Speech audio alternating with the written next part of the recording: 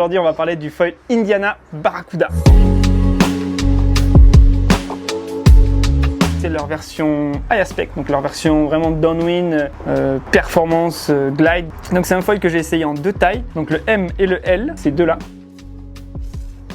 C'est un foil haut ratio, bien sûr, qui a un aspect ratio de 10.6. Le programme, c'est bon, ça s'adapte à tout, bien sûr, à la wing, au downwind, au surfoil, mais voilà, son utilisation principale, ça va être pour glider, pour aller chercher des bumps, pour glisser. On est sur un foil qui a très peu de pieds avant. Voilà, c'est ce qui ressort dès qu'on commence à le rider. On va avoir un pied avant très léger. Là, on va avec très peu de force, avec très peu d'appui, on va arriver à stabiliser le foil. On va descendre une vague, elle va se mettre à creuser. Le foil va accélérer, il va forcément avoir tendance à monter. Du coup à lever le nez de la board, une très grande facilité à rétablir l'assiette. C'est un foil qui est très sain. Le foil a une forme, ce qu'ils appellent chez Indiana le gull wing shape. Voilà, donc il a une forme légèrement courbée au niveau du tip. Ça va permettre justement quand on sort le tips de ne pas avoir de vortex ou de ventilation. Donc ça c'est très cool. C'est un high aspect, donc voilà, c'est un foil qui a une grande envergure, donc on a souvent tendance à sortir les tips. Le tip sort et il rentre dans l'eau naturellement et c'est sain et fluide. Beaucoup d'options de réglage. C'est vrai qu'on peut jouer sur la taille, la partie arrière du fuselage pour réduire ou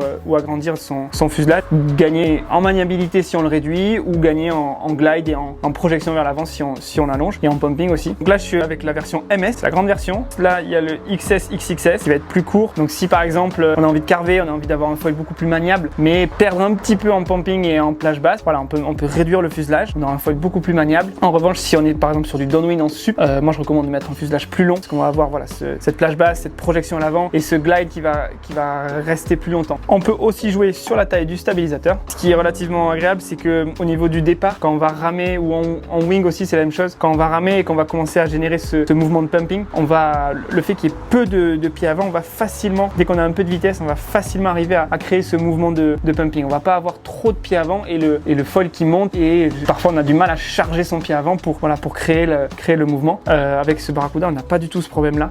J'espère que vous avez aimé et on se retrouve très vite pour une nouvelle review.